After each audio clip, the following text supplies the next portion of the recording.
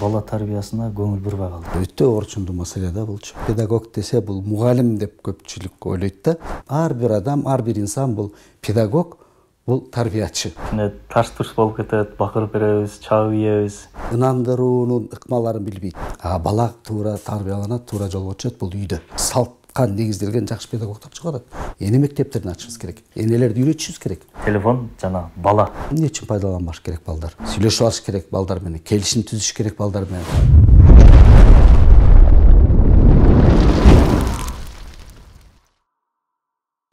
Ассаламу алейкум достор, эжелер, карындаштар, байкелер, инилер. Балам YouTube каналынын бала тарбиясы боюнча видео берүүсүнүн алгачкы чыгарылышын тартып атабыз. Бала тарбиясы боюнча сүйлөшөбүз, көйгөйлөрдү сүйлөшөбүз, анын чечүү жолдорун изилдейбиз, талкуулайбыз жана мындан ары кандай кадамдарга барыш керек ошол жөнүндө сөз кылабыз. Бүгүн бизде конокто 40 жылдык мугалимдик тажрыйбасы бар педагог, практик, учурда шаарыбыздагы жеке менчик мектепте мүдүр болуп кызмат өтөгөн Атабаев Асан агайыбыз бар. Агай куш келиптирсиз. Убактыңызды бөлүп ушинтип келип бергениңизге чоң рахмат. Негизи эле азыр агай коомдо актуалдуу маселелер, көйгөйлөр, саясат, шоу маселелер, жаңылыктар, ушул сыяктуу окуялар болуп калды да. Анан мындай карасак, бала тарбиясы тууралуу көпчүлүк деле адам сөз кылбагандай көрүнүп атат да. Журналисттер болсун, же бир тааныштар, достор, кыскасы кайсы бир коомдук бир чөйрөгө кирбе, же саясат сүйлөшөт, же бир шоу жаңылыктарды, бир күлкүлүү, жеңил-желп бир нерсе сүйлөшөт, бирок тилекке каршы ушул бала тарбиясы боюнча сүйлөшкөндөр азырактай да. Же балким бизге ошондой тыйылгандыр. Эмне үчүн биз азыр ушул бала тарбиясына көңүл бурбай калдык? Себеби менин оюмча бул бала тарбиясы бул келечек жөнүндө сөз болуп атат дейм да. Эмне үчүн биз ушул нерселерден алыстап кеттик? Туура айттыңыз, Мансур ака, ушул маселе өтө орчундуу маселе да болчу, бала тарбиясы.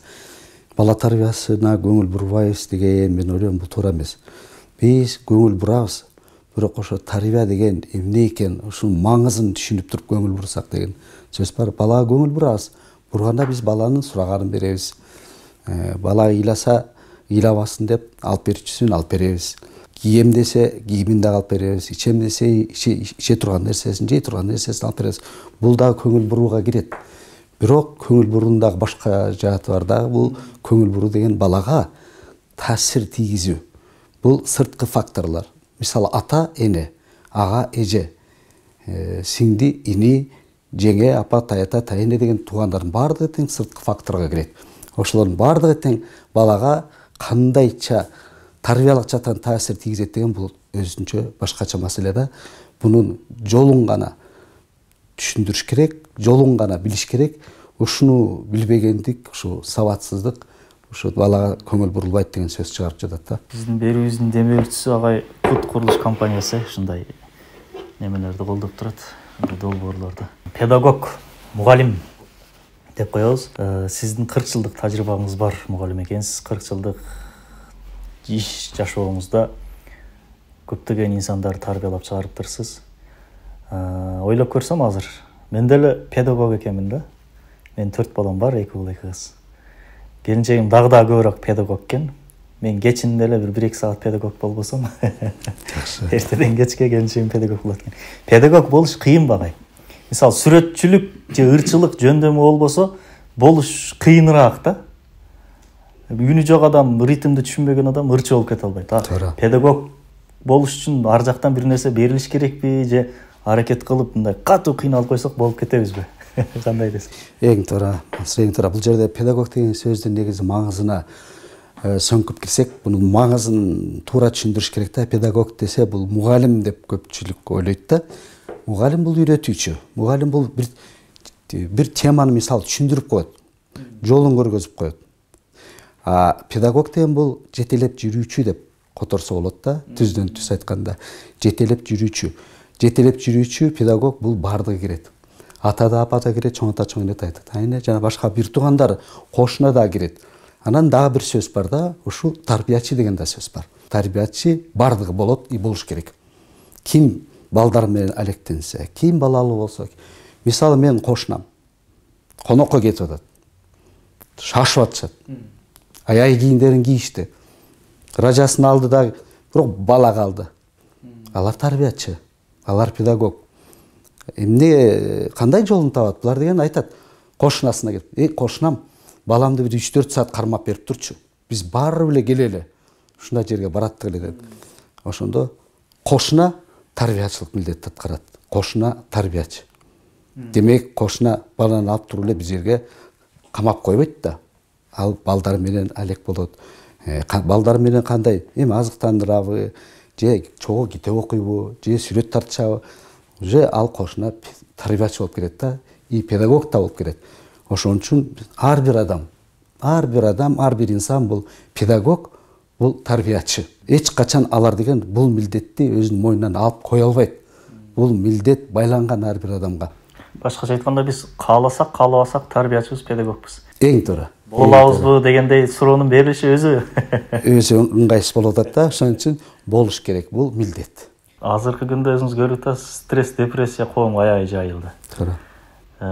Кээде балдар кылыктанып, эркелеп коет, анан кичине тарс-турс болуп кетет, бакырып беребиз, чабып ийебиз. Ошол педагог да. Эми ата-эненин синониму педагог болуп атат да. Ошодо эң чоң өзгөчөлүк эмне болуш керек, агай? Бул жерде эң негизгиси бул эмне? Бул мен азыр коркпой эле айтам. Илгери советтик доордо муну айтканда биз кичине анча-мынча чочулап турчубуз. Бул сүннөт. Бул кандай десем, шарияттын чегинде бул болбой турган нерсе. Какыс-кокус кылыш. Какыс-кокус бул алсыздыкты билдирет деген мааниси бар да. Бул адам какыс-кокус кылган адам бул ынандыруунун ыкмаларын билбейт. Бала менен кандай сүйлөшүш керек, баланы кандай ынандырыш керек, ошону билбегендиктен сабатсыздыктан келип туруп алар эмне кылат? Алар какыс-кокус кылат, урат, чабат. Уруу, согуу балдарды бул мен ойлойм бул эң акыркы чара, бул эң акыркы, бул болбой турган, буга жеткирбеш керек негизи. Баланы чапканда бала мерес болот.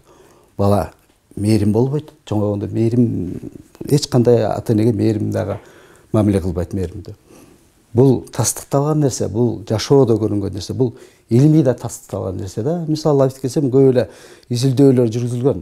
Эл аралык деңгээлде деле, Европада деле бүт бардык жерде изилдөө жүргүзүлүп, тастыкталган нерсе бул ошо түрмөдө жаткан адамдарды изилдешкенде 72% мээримсиз болуп чыккан. Эмне үчүн мээримсиз?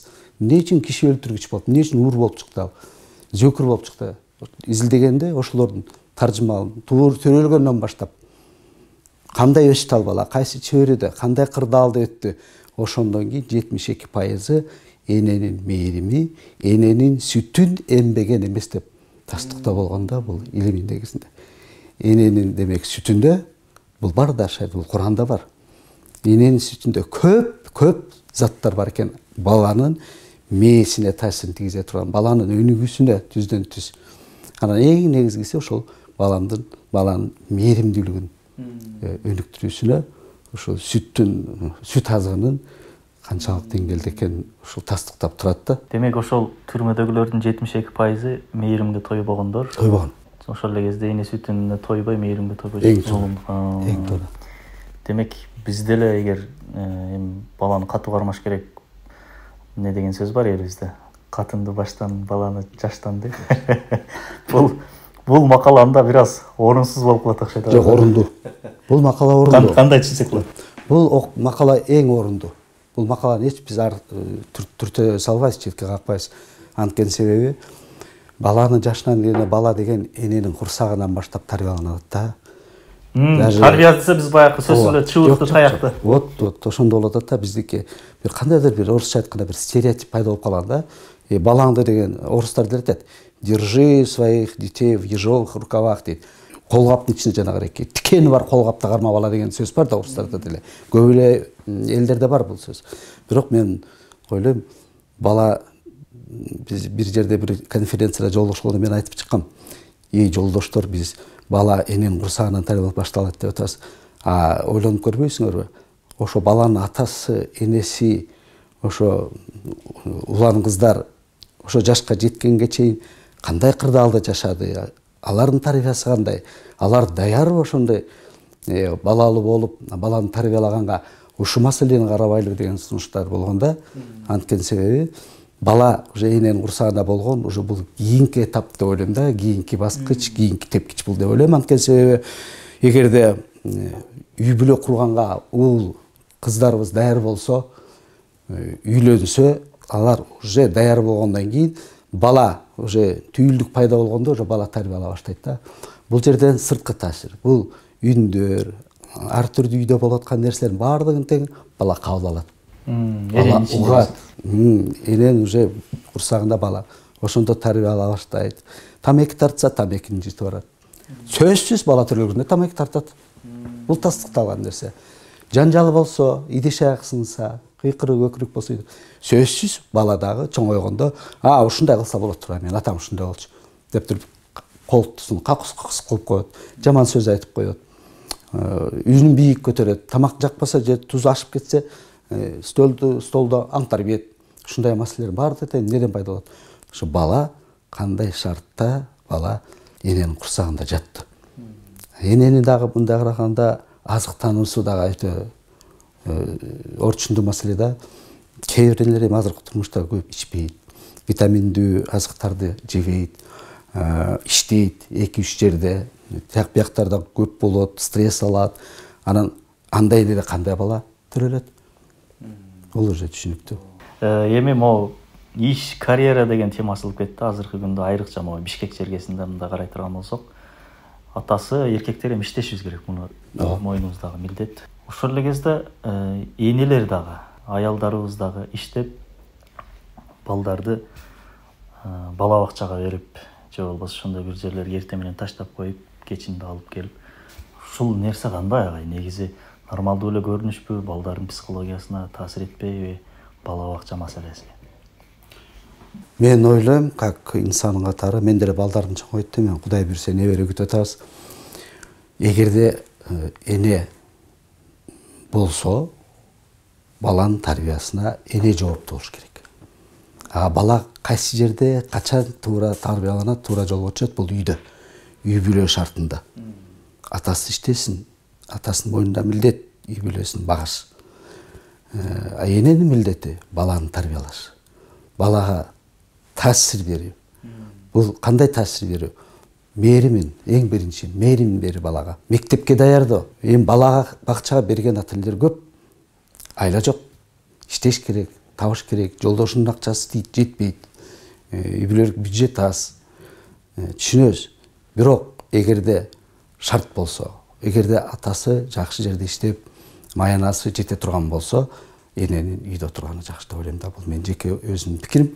Анткени себеби биз эне ата көзү барда балдарды жетимсиретпешибиз керек. Баланы мээримден алыстатпашыбыз керек. Канчалык балага мээрим төгүп, канчалык балага жакшы нерселерди айтып берип, атасын жумуштан тосуп алып, чайын даярдап берип, дасторконун жакшынакай оңдоп түзөп, үйдү шыпырып тазалап, баардыгын ордордон бир иреттүүлүк үйдө пайда болсо, жашоодо да иреттүүлүк пайда болот деп ойлойм да.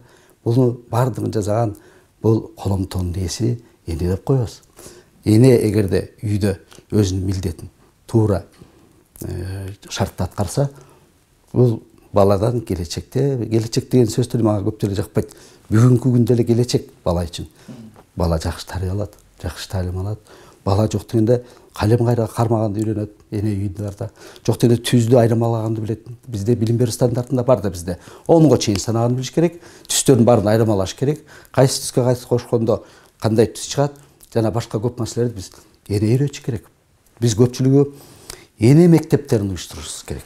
Азыр бүгүнкү күнү жакшы долбоорлор чыгып атат, жакшы сунуштар айтылып жатат, жакшы педагогдор чыгып атат. Биздин өзүбүздүн кыргыздын нукра ошо салтка негизделген жакшы педагогдор чыгып атат. Ошолордун иштерин биз таркатышыбыз керек. Эне мектептерин ачышыбыз керек. Энелерди үйрөтүшүбүз керек. Демек, бала тарбиясынан дагы маанилүүрөөк бул ошо тарбиянын тактикасын, методикасын энелерге үйрөтүү маселеси. Туура, эң туура. Сиз эң туура сөз айтасыз. Сабатсыз эне эч качан балага жакшы өзүнүн эмесин бере албайт. Биз деген баланы мектепке даярдашыбыз керек да. Биз баягы бир кандай десем, бир күрөш боюнча эч өмүрүндө күрөш көрбөгөн бир баланы эле моолорду күрөш методикасын үйрөтөсүң деп жөнөтүп койгон сыяктуу эле бир абал. Эң туура мисал. Ал бир жерин сындырып алышы ыктымал. ага кепилдик берем да. Же эти чоюлуп калат, же сүйөгү бир экөөсүн майып калат. Тем более азыр балдарга кальций жетишпей туруп атпайсызбы? Көпчүлүгү бурпоң болуп атпайбы балдарыбыз? Анан агай, могу биздин YouTube каналга аябай көп жазышат да. Мен ушул бир эне жазыптыр, аябай таасирлендим. Мен ушул видеону көргөнүмдө дейт. Ал жерде эненин мээрими тууралуу, эненин мээримине тоюштугу керектүү бир видео бар болчу, маани маңызы. Мен эгер ушул видеону көргөнүмдө, могул жака иштегени келбейт элем, 2 ай мурун көргөнүмдө аттейин деп атат да. Мен ошо бир чет мамлекетке иштегени кеткен, мигрант болуп. Балдар айылда, чоң аненин, чоң атанын колунда калган. Ал чоң ане, чоң атанын колунда андан башка дагы бир 7-8 бала бар. Байкуш чоң ане ошолорду карап багып жүрөт. Апа менен ата тиякта сырткы миграциянын балдардын психологиясына таасири агай. Эртең ошентип чоңойсо энесин сагынат. Биз деле могу союз кулагандан кийинки доордо балалык өткөн жаштар аздыр көптүр чекесин көрдүк. Апаң же атаң алыска кеткенде сагыныч кандай. Азыр мисалы мен бир күн 2 күн съемкага кетсем, балдарым келгенде болбой калышат. Эми ошол балдардын эртеңки күнү кандай болот? Ошо бала атасынын, апасынын курагына келгенде кандай адам болушу мүмкүн? Же мунун коркунучтуу деле маселе жокпу? Коркунучтуу маселе бар. Эң туура. Коркунучтуу маселе жок эмес, бар. Бул бизде азыр бүгүнкү күндө кырдаал, бүгүнкү жашоо өзү көргөзүп жатат. Көпчүлүк мектептерди кыдырабыз, ошо коллегаларыбыз менен сүйлөшөбүз. Көпчүлүк мектептерде мигранттардын балдары окушат. Бул кусалык деген эң жаман нерсе да, бул чоң жара пайда кылган нерсе кусалык. Атаны, энени көрбөсө бала, ата энеси менен баарлашпаса, өзүнүн көйгөйүн айтпаса, ошого жооп издеп, суроолорун берип, кимден сурайт ата менен энеден башка? Чоң ата, чоң эненин колунда калгандар болсо дагы бул бактылуу балдар. Эжесинди, ини, күйөө бала, жеңгесиникинде калган балдарчы? Алардын өздөрүнүн балдары бар. Кошумча дагы балдар бар. Булар куса болот. Булар ички дүйнөсү өтө жакыр балдар. Мээрим албаган балдар. Кыйналган балдар. Бул баары бир бул балдарды окуйм деп аракет кылат, окушат. Ошондо болсо дагы атасын издейт. Ошондо болсо энесин издейт. Бул бүгүнкү турмуштун эми кырдаалы, бул эч качан буну жокко чыгара албайбыз. Ошон үчүн апам көп айтчу эле илгери. Апа, мен тияк бияка барып окуп келем, анан кийин эми Россияны эңсегем сен, Совет дордо бизде алыс Россия болчу да. Мен барып окуйм ошол жака. Анан кийин окудук. Мейли балам окугула деп, бирок билим алгыла деп бизди жиберди. Инем экөөбүз барып окуп келдик. Андан кийин Украинага солдат барып калган. Аскердик кызмат кылып. Россияда калгыла деди. Украинада калгыла деди. Иштеп бизде ошо уландыкла деди. Бирок апабыздын ушунчалык азыр каттарда сакталып турат. Алар айткан: балдарым, кайда барба мамайдын көрү" дейт. Биз жок жер жакшы көрүнө берет. Келгиле менин жаныма. Биякта деле иш табылат. Өзүңөрдүн мекениңерге келгиле, бияка иштегиле. Эч кандай калам деген оюңар болбосун. Мен силерди эмне үчүн окуттум? Ушул жерде эмгектенсин, ушул жерде балдарга тарбия, таалим берсин. Силердин мугалим болсун. Атаңар дагы кыялданчу эле. Бирок силер жаш кезиңерде көз чумду, 9 жашыңарда. Эми ошол кыялы жетейин деп атканда, силер калып каласыңар. Андай болбойт деди. Эненин сөзү бизге ушунчалык таасирин тийгизди дагы. Лаппай деп туруп эле келдик. Келип анан ошондон бери мына өзүбүздүн жергибизде мына 40 жыл педагог мугалим болуп иштедик. Эч качан мен өкүнбөйм да. Кызматтарыңыздар кабыл болсун. Учурдагы өтө чоң бир глобалдык масштабтагы бир маселе бар.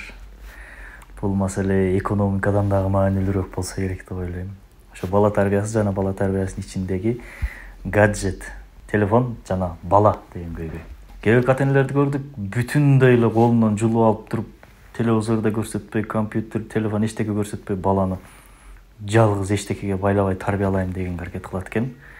Кээ биркилер бар экен, көпчүлүгү. Чектөөсүз интернетти коюп туруп, телефонду баласына берип тим коет экен. Ал бала ал жакта эмнени алып атат, эмнени кабыл. Биз кандай кылышыбыз керек? Балдарыбыз заманбап гаджеттер менен кошо чоңоюш керекпи же бүтүндөй оолак болуш керекпи? Ошонун бир орто жолун биз каада салтыбызга жана динибизге ылайык ушуга кандай бир мамиле кылышыбыз керек, кандай бир чараларды көрүшүбүз керек? Сиз азыр жарым жартылай риторикалык суроо берип койдуңуз дагы. Өзүңүз жооп бергениңиз мага абдан жакты, туура жооп бердиңиз дагы. Бул кандай десем, чектөө болуш керек. Ар бир нерсенин өзүнүн чеги бар, ортон алыш керек дагы. Эч качан гаджет, төлөндүргөн жаңы технологиялар бул бар, жок деп буну тана албайбыз. Пайдаланыш керек. Эмне үчүн пайдаланбаш керек балдар? Бирок ата-эне биз билебизби ошону? Качан, кайда, канчалык деңгээлде, кайсы учурда пайдаланыш керектен билбейбиз. Бизде азыр улуу мундагы бизде адамдар билбейбиз. Биз илимий тастыкталган нерселер көп окубайбыз. Канча саат биз мисалы бала бакчаларды кыдырабыз, көп окууларды өткөрөбүз. Кичинекей 6 жашка чейинки балдардан 15 мүнөттөн алыс кетпеш керек. 15 мүнөт гана көрүш керек, жанагы биз көрөбүз. Кино, түстүү телевизор, телефон, баары эле бирдей. Баарынан эле бар жанагы эмелер чыгат да. Ошондо кечиресиз, дагы бир тактап алалы. 6 жашка чейинки бала 15 мүнөттөн ашык телефон болсун, телевизор болсун көрбөш керек. Көрбөш керек. Анткени себеби ал түздөн түз мээге таасир этет да. Мээге таасир этет. Биздин балдар кеч кирип кетет го, коюп жаткан боюнча кайткан. Болбойт. Бул балдардын кандай десем, бул ден соолугуна зыян да. Бул врачтар деле көп илим посттордун баардыгын тастыктаган нерсе. Бул баланын мээсине өтө көп таасирин тийгизет да. Анан кийин жаш өзгөчөлүгүнө жараша убакыттар, ченемдер бөлүнгөн. Ошолорду окушубуз керек, билишибиз керек.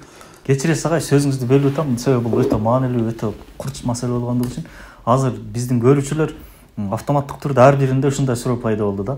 15 мүнөттөн чектемекпиз, бирок балдарыбыз ыйлап болбой, ызы чуу салып, тополоң келип атат. Телефон деп ыйлап, тили жаңы чыккан бала телефон деп атат.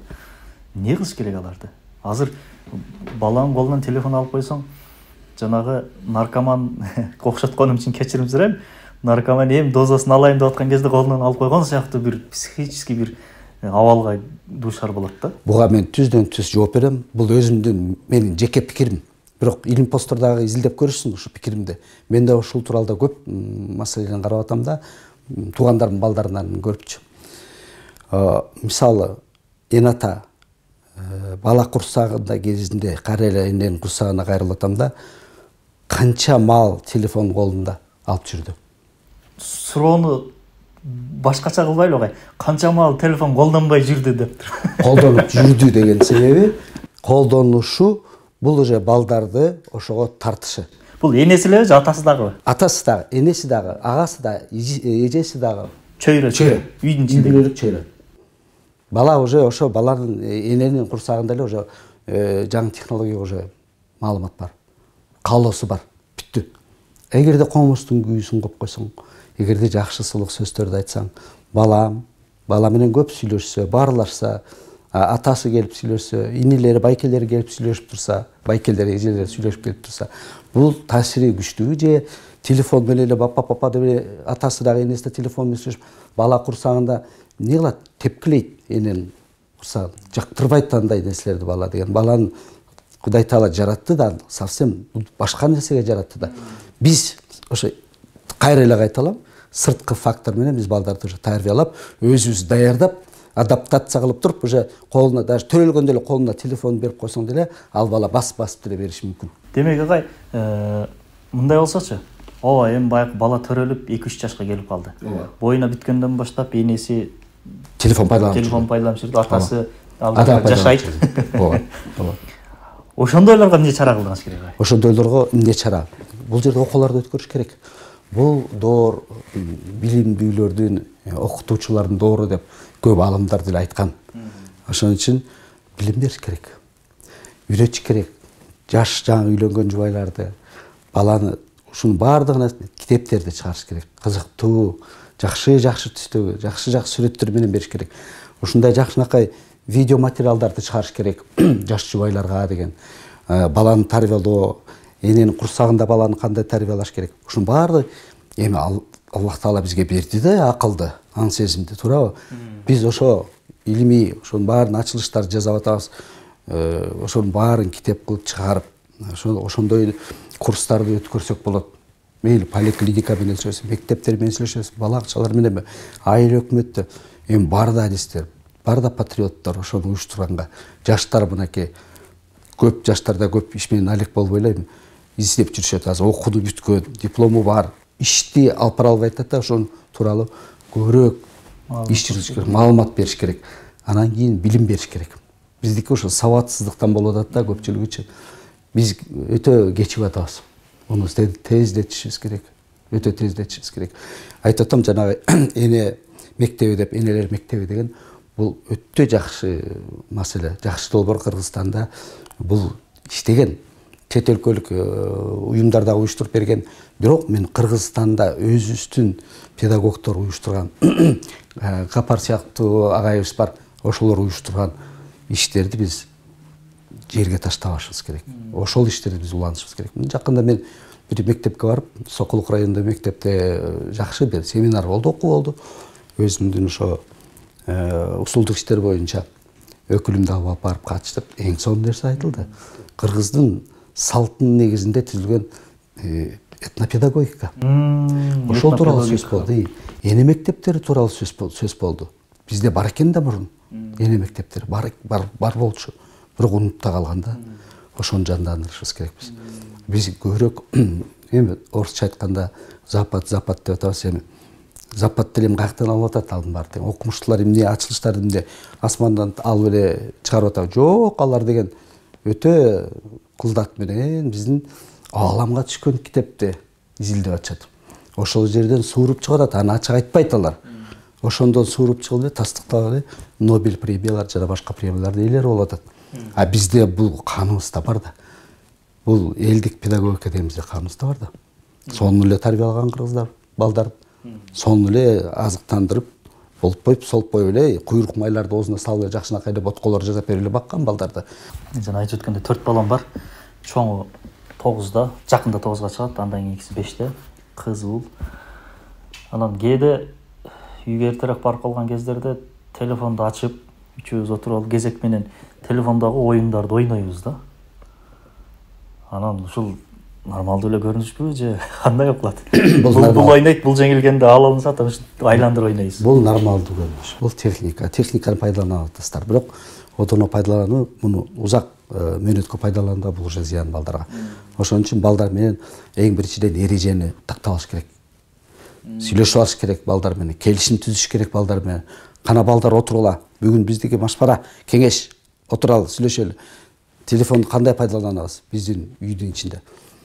Кайсы учурда пайдаланабыз? Келгиле өзүбүз программа түзүп алалы деп, кичинекей жарым баракка эле ойноп эле балдар менен жазып, балдар сунушту ошо өздөрү айтсын. Кол койдуруп, мыйзам кабыл алып, мыйзам кабыл алып, мына балдар, эми бул мыйзам эрежени биз бузбашыбыз керек. Эгерде бузсак, кандай театр таасирлер бар. Аны да тактап коюш керек балдар менен. Ден соолугу тууралуу айтыш керек, көзү, мээси, кабыл алуусу, эске тутуму, ошонун баардыгын тең айтып, биз балдарды ынандыра албай атабыз. Ынандыра албай атабыз. Мен көп мугалимдерге деле башынан деле айтып келатам. Мен атам ошондой киши болчу, энем ошондой болчу. Балага кол тийгизген эмес. Көбүрөөк ишенбейт. Мен айттым, мына 73 жашында кайтыш болду атам, мен 9 жашымда. Кол тийгизмек турсун, сөз айтчу эмес, катуу сөз айтчу эмес. Балам деп. Сиз деп сүйлөшчүбүз биз үйдө. Апам. Демек үйдө эме бар да. Туура кандайдыр бир мамиле бар да. Анан кийин кокус какыс тууралуу мен дагы эле айтам, айта бермекчимин, балдарды урбагыла. Балдарга урмак турсун, катуу сөз айтпагыла дегенди айтат элем. Анткени себеби өзүңөргө эле кайра эле ошол жанагы тырмоону басып алгандай эле болот. Өзүбүздүн башыбыз кайтат. Кол көтөрбөш керек, жумшак мамиле кылыш керек дегенде, ошондо жумшак мамилени кандай кылыш керек? Баланы неме кылып койбойбузбу, аябай эле эрке кылып? Жок, жумшак мамиленин дагы өзүнүн немелери бар да, жолу бар да. Кандай жумшак мамиле? Жумшак деген ал жумшак сүйлөгөн кирет, жумшак баскан дагы болот. Дапа-дуп эмес, конок чакырганда айрыкча, кыйкыр көкүрүк эмес. Анан кийин музыканын катуу чыгышы, музыка дегеле керекпи деген маселелердин баарын караш керек. Ошонун баардыгы тең катуу мамилеге кирет да. Катуу музыка бул эмне, мамиле эмеспи? Катуу добуш бул мамиле эмеспи? Зөкүрүлүк, ичип келип, тамеки тартып, үндү катуу чыгарып, түн ичинде балдар уктап жатканда бул катуу мамиле эмеспи? Бул мамиле. Ошону жумшартып койсочу. Эне менен атасынын ортосундагы жумшак мамиле. Балага уже бул кандай таасирин тийгизет? Бала эч кандай эме болбойт, бала деген эч кандай жумшак жок. Карайлы, тарыхты карайлы сахабаларды карайлы, пайгамбарды эле карайлы биз. Канчалык ал жерде педагогиканын канчалык ыкмалары бар, канча жолдору бар. Басканы, турганы, сүйлөгөнү, мамилеси. Бир күнү карасаң ал аскер башчы. Даяр бирөөнүн башын ал дегенге. Бир карасаң ушунчалык назик, ушунчалык мээримдүү балдар менен Хасан Хусейн деп коелу эмне берелер Фатима апабыз. Кылган мамилелери пайгамбарыбыздын. Бул кандай? Бул бизге чоң үлгү да. Бизге абдан чоң үлгү. Ошолордун балдарга биз айтышыбыз керек. Ошо китепти окуп беришибиз керек балдарга. Демек, ошол динибизде, Кураныбызда, хадистерибизде бар. Бүт бар.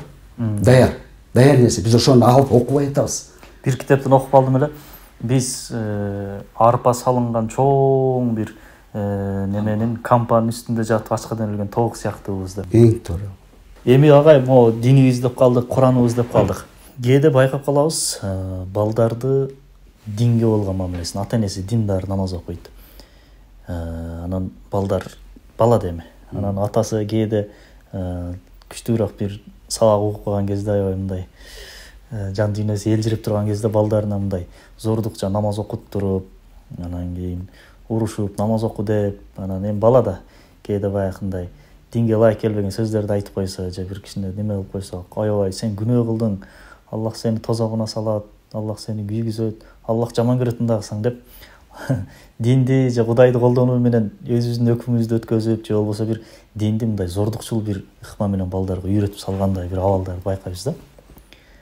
Бул балдарга динди кантип үйрөтүшүбүз керек, Аллахты кантип таанытышыбыз керек? Эң жакшы суроо бул орчундуу суроо. Бүгүнкү күндө баарыбыз тең билебиз. Ислам дини тууралуу абдан көп азыр жакшы иштер да жүрүп турат. Ошондой болсо дагы кичине анча-мынча аксаткандар дагы бар, динди жаман көргөзгөн инсандар бар, жок эмес. Ошон үчүн алардын эң негизги катасы мажбурлоо. Эч качан динде мажбур жок. Болбойт мажбур динде. Чоң болсун, кичинекей болсун. Чоң болсун, кичинекей болсун. Чоң адамга болсун, аксакал 90го чыгып аткан аксакалды намазга жыгыш деген кантип жыгасыз ошо? Туурабы? Алдаса болот жаш башты дейт, кантса болот как башты дейт. Эч качан как башты намазга жыга албайсың. Бул алардын намаз тууралуу ошо маңызын түшүндүрүү жолдору, бул эмне жол? Амал тили. Бул менин жеке пикирим. Амал тили.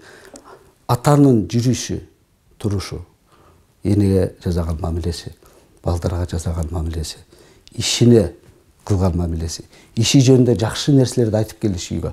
Момундай болуп атат. Балдарым коом менен байланыштыр керек. Социум деп коет, социум коом менен, коомдо болуп аткан жаңылыктар айт. Жакшы жактарын көбүрөөк айт. Анча-мынча кетирген катачылыктарын да кыпчып кетиш керек. Ошон үчүн бул амал тил аябай чоң тарбиячы. Чоң жол көрсөтүчү. Жүрүш турушуң бул тил сыяктуу айтып. Тил сыяктуу бүт айтып берип турат. Демек биз агай үйүбүздө ошол диндин өкүмдөрүн жашоо менен өзүбүз анан үйрөтүп атабыз. Эң туура. Моундай кыл деп баягындай. Жок, кол менен момундай деген бул болбойт. Кол сөймө менен адамды көрсөтүш дагы бул эч кандай кайсы эл болбосун, эч кандай элдин этикасына жатпайт бул.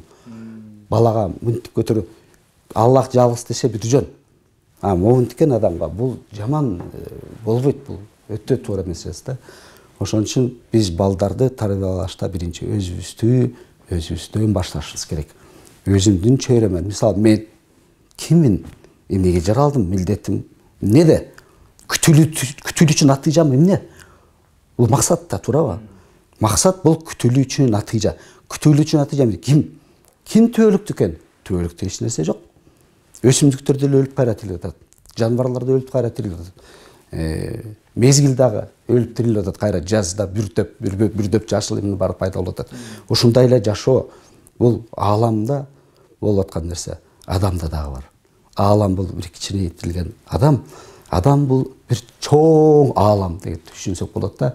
Ошон үчүн адам өзүн кандай алып жүрөт? максатын билеби? Эмнеге жаралды адам? Анан кийин өлүмдөн кийин эмне бар дегенде. Ошон үчүн биз ынандыруу ыкмасын жакшы билишибиз керек. Качан адам ынандырып баланы намаз окуганга үйрөтөт, жакшы туура түз жүргөнгө, адабакылыкка үйрөтөт. Качан өзү ошо адабакылыкта болгондо, качан өзү ошо жолдорду өзүнүн кыймыл аракети менен, сөзү менен, жасаган иштери менен жасаганда, ошондо бала көрүп туруп, бала көргөндү жакшы аткарат. Укканды эмес. Мектепте деле мугалимдер деле келет да, теманы түшүндүрөт да, айта берет, сүйлөй берет, лекциясын окуйт. Бир-эки бала түшүнсө түшүнөт. Калгандар түшүнбөйт. Ошон үчүн анан ынандыруу жагын аябай жакшы басым кылыш керек. Анан кийин эң бир жакшы жерлери бар. Бул педагогикада көп эле жылдан бери пайдаланып келе турган нерсе. Бул көп алдыңкы педагогдор дагы муну тастыктап, жакшы нерселерди айткан. Биз окубайбыз көпчүлүгүбүз.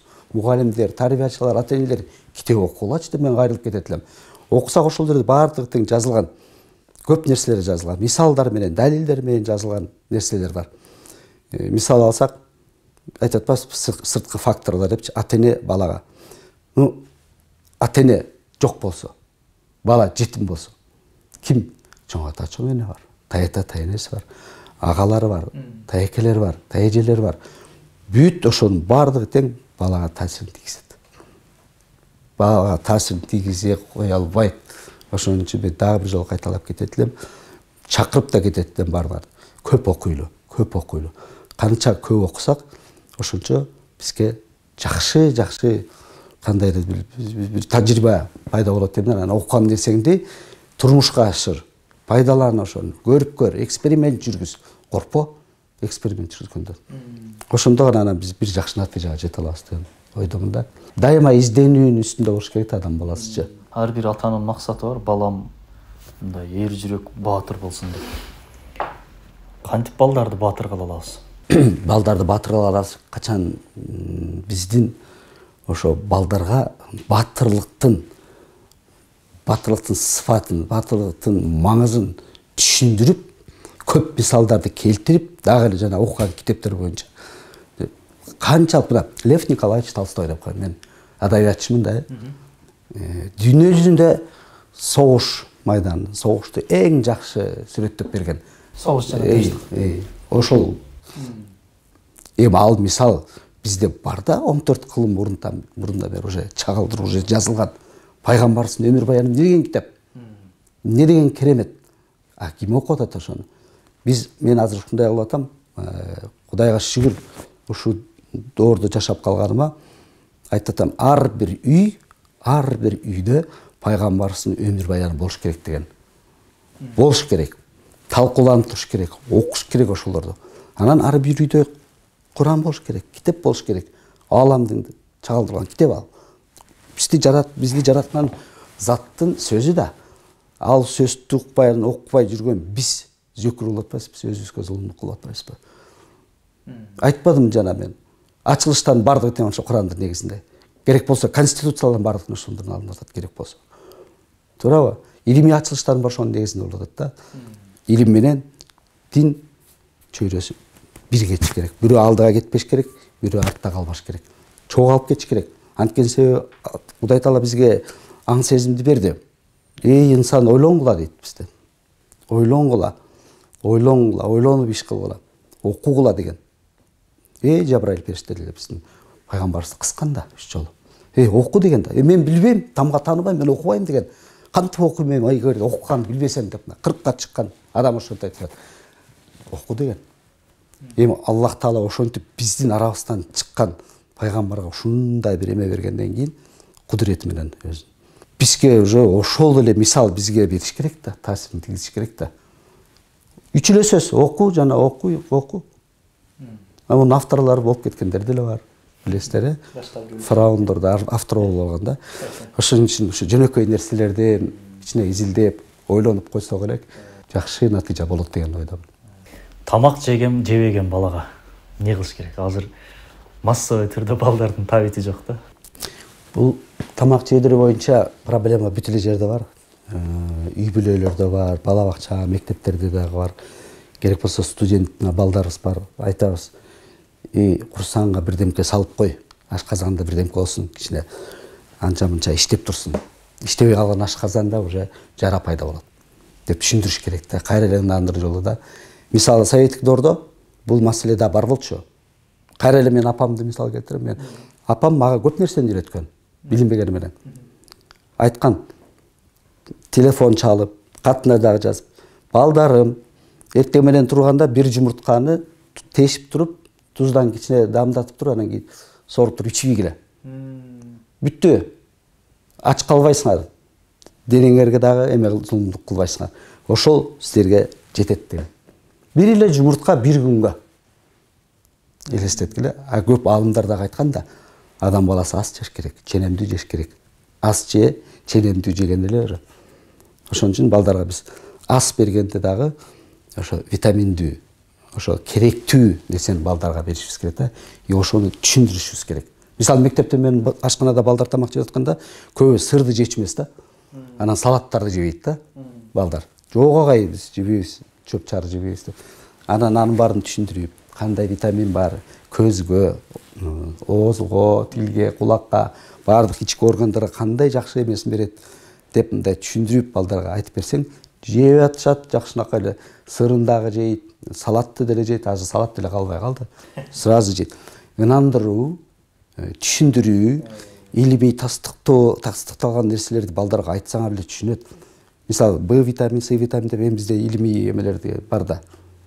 Айтып койгула аны. Аны айтыш үчүн биз өзүбүз билишибиз керек. Ошон үчүн азыктандырганда балдарга түшүндүрүш керек. Эмне тамак жеп атат? Ошо тамакта кайсы витаминдер бар? Кайсы витамин кайсы денесиндеги органдарга таасирин тийгизет? Демек, азыркы доор агай дегеле. Жанадан бери маектин башынан байкап көрсөм, азыркы доор ынандыруучу бир доор экен да. Ынандыруучу. Сен ушуну кылышың керек деп туруп зордукчул эмес. Жок. Акылын жана жүрөгүн багындыруу. Акылын жана жүрөгүн багындыруу, аны ким кыла алат, ким багындыра алат, ким ынандыра алат деген маселе өтө орчундуу маселе. Багындырыш үчүн маалымат керек. Маалымат керек, сабаттуулук керек. Ошондой жанагындай окууларды өткөрүшүбүз керек. Кайра эле окууга кайтып. Кайра эле ушундай телефондор менен жүрүп атпайбы? Окуусун ошолорго тартышыбыз керек. Кызыктуу, жакшы видео материалдарды, жакшы мындай китептерди чыгарып, жөнөкөй китеп, мындайлардын кереги жок. Аны окубайт. Азыр бизде окуу маселеси өтө оор. Китепке тартуу өтө оор. Китеп деп калдыңыз, биз бир китеп чыгардык. Бул биздин китебибиз ага ушу балдарга арналган. Хикаяларды койгонбуз. Эң сонун. Балдар абдан жактырат хикаяларды. Өтө жактырышат. Анан ар бир хикаяга бирден хадис кошконбуз. Маанисине ылайыктуу. Анан бирден сүрөт. Пайгамбар сөзү бар эмеспи? Жакшылык кыла албасаң эч болбосо жамандыктан алыс бол деген сөзү бар. Ал биздин билим берүү илим министрлигинин алдында турат. Илинип турат. Мен сүрөткө тартып алып туруп, ушуну алып келип туруп, мектепке чаптап салдык. Кечээ эле балдардан дагы суратам. Эй, балдар, муну окудуңарбы? Кимдин сөзү? Билебиз дейт. Бул биздин пайгамбардын сөзү дейт. Түшүнөсүңөр десем, түшүнөбүз агай дейт. Демек, ушундай нерселер менен биз балдарды тарбиялашыбыз керек, балдарды ынандырышыбыз керек. Так, бул абдан жакшы китеп экен. Сүрөттөр дагы түштү экен. Абдан жакшы. Балдарга бул жагымдуу, өтө интернеттен эле көчүрүп койбу, ошо сүрөтчүгө тарттырдык да тай. Абдан жакшы. Балдар негизи хикаяларды аябай жакшы. Мына бул балдар мына 5-6 класска чейинки балдарга берсе болот. Эң кызыктуу. Мен бир-эки ата-энеге берсем, алар айтып келишти. Сен балдарга да бердиң дейт, бирок биз окуп аябай таасирлендик дейт. Ар бир адамдын ичинде бир жаш бала жашайт дегендей. Эң жакшы, Алла разы болсун, бул өтө жакшы китеп экен. Бизден кичинекей болсо да көп белек сыяктуу калып коебуз. Рахмат. Агай, келип бергениңизге чоң рахмат. Бул темада эртеден кечке, кечтен таңга чейин сүйлөшсөк аздык кылат. Азыр эми биздин катталуучуларыбызга, көбүнчө жаш энелер. Ошол жаш энелерге сиздин каалоо тилегиңиз, 40 жылдык опыту бар, тажрыйбасы бар бир педагог катары сиздин насаатыңыз. Рахмат. Бул негизи жалпы кыргызстандык ошо жаш энелерге айтып кетмекчимин.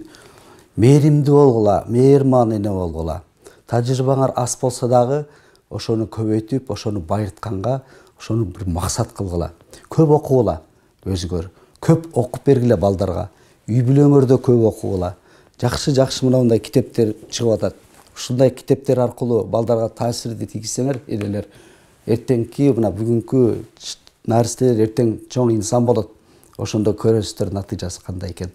Ошон үчүн силерге мен биринчиден ден соолук каалайм. Аллах Таала оор берет экен, сыноодо болот экен, эми анын өзүнүн акылмандуулугу бар экен. Берсе да жеңилин берсин. Анткени энелер силер балдар менен алектенесиңер. Ушу балдардын тарбиясына көңүл бурасыңар. Ушу атасы менен биргеликте, бир туугандар менен ынтымакта болуп, ушу балдарга жакшы тарбия берүүңөрдү мен каалап кетмекчимин. Кандай бир маселелер болсо, кандай бир суроолоруңар болсо, биз жооп бергенге, айтып бергенге, бир кандай бир жакшы кызыктуу чыккан басмаканалардан чыккан китептер болсо сунуш кылганга даярбыз. Рахмат. Чоң рахмат агай, ушунчалык убактыңызды бөлүп ушу бала тарбиясы жөнүндө маселеге көңүл буруп келип бергениңиз үчүн чоң рахмат. Достор, бүгүн бизде студиябызда конокто Атабаев Асан агай болду. Асан агайыбыз өзү 40 жылдык тажрыйбасы бар мугалим, практик педагог, учурда калктын аярлуу катмарынан чыккан деп койсок болот агай. Аярлуу катмарынан чыккан балдардын мектебинде мүдүр.